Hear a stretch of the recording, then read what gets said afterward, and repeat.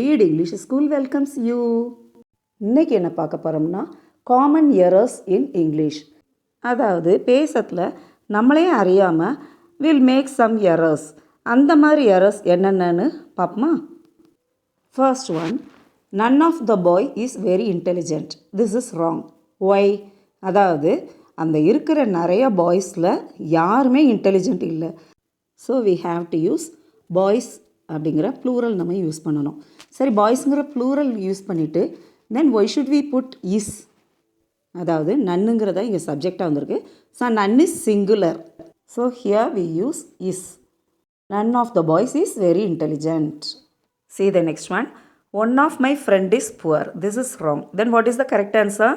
அதாவது என்னுடைய ஃப்ரெண்ட்ஸ் நிறையா பேர் இருக்காங்க, அதில் ஒருத்தங்க ரொம்ப புவராக இருக்காங்க. So one of my friends is poor. That's right. See the next one. My bedroom is full of mouses. என்னுடைய பெட்ரூம் ஃபுல்லாக எலிகளாக இருக்குது. பட் இங்கே வந்து மவுசஸ்ங்கிற வேர்ட் இட்ஸ் ராங். ஏன்னா மவுஸுக்கு plural form is mice. My bedroom is full of mice. That's the right one. Next one. He has 2 brother-in-laws. This is wrong. Then what's the right answer? He has 2 brothers-in-law. நம்ம வந்து பார்த்திங்கன்னா brothers-in-law, sisters-in-law, fathers-in-law அந்த மாதிரி தான் நம்ம சொல்லணும். brother-in-laws-ங்கிறது வரக்கூடாது. Okay. Next. She gave me many advice. This is wrong. What is wrong? அதாவது அட்வைஸுங்கிறது நமக்கு தெரியும், it is uncountable noun.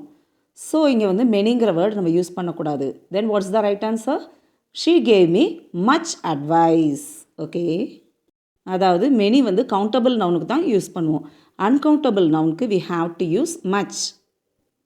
Next, this cattle is yours. கேட்டில்ங்கிறது ப்ளூரல் ஃபார்ம். இங்கே வந்து திஸ்ஸுங்கிறதும் சிங்குலர், இஸ்ஸுங்கிறதும் singular. So we have to change that.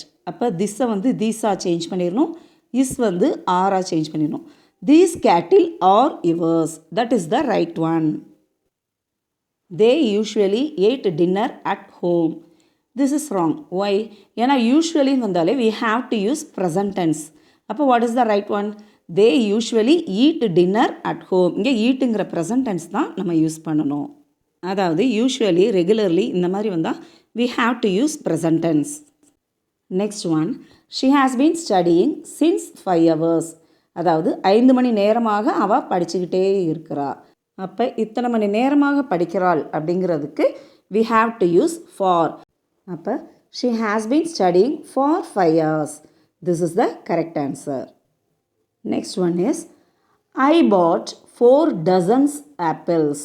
இப்போ நம்ம நினைக்கலாம் 4 அப்படிங்கிறது ப்ளூரல் தான், அப்போ டசன்ஸ் தானே வரணும். அப்படி கிடையாது. டசன்கிற வேர்டுக்கு முன்னாடி ஒரு நம்பர் வந்தால் we have to use dozen. அங்கே டசன்ஸ்னு வராது.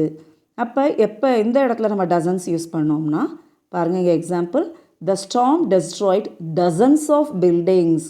அப்போ இங்கே வந்து டசன்கிற வேர்டுக்கு முன்னாடி தேர் இஸ் நோ நம்பர். அந்த இடத்துல we may use dozens. Okay viewers, thank you for watching. We'll meet in the next video. Bye.